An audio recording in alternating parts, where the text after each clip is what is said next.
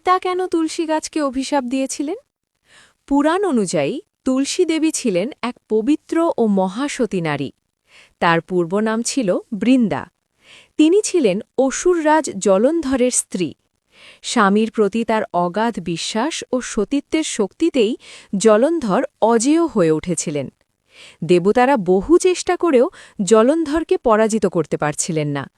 তখন বিষ্ণু ভগবান এক কৌশল অবলম্বন করেন। তিনি জলন্ধরের রূপ ধারণ করে বৃন্দার কাছে যান। বৃন্দা মনে করেন তার স্বামী ফিরে এসেছেন এবং সেই মুহূর্তে তার সতীত্ব ভঙ্গ হয়। ঠিক তখনই শিব জলন্ধরকে বধ করেন। যখন বৃন্দা সত্য জানতে পারেন, তিনি গভীর দুঃখ ও ক্রোধে ভেঙে পড়েন। তিনি বুঝতে পারেন এই প্রতারণার মূল কারণ স্বয়ং ভগবান বিষ্ণু। কষ্টে ও অভিমানে বৃন্দা বিষ্ণুকে অভিশাপ দেন, আপনিও পাথরের মতো হয়ে যান।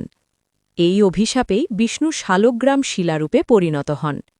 অন্যদিকে দেবী পার্বতী বৃন্দার দুঃখে কাতর হয়ে তাকে আশীর্বাদ দেন। বৃন্দা তখন তুলসী গাছ রূপে পৃথিবীতে জন্ম নেন, পবিত্রতা ও ভক্তির প্রতীক হিসেবে।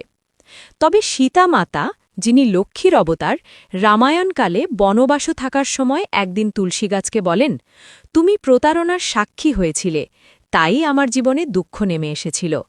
এই কারণে সীতা তুলসীকে অভিশাপ দেন, তিনি সরাসরি স্পর্শ করে পূজা গ্রহণ করবেন না, তবে ভক্তির সঙ্গে দূর থেকে পূজিত হবেন।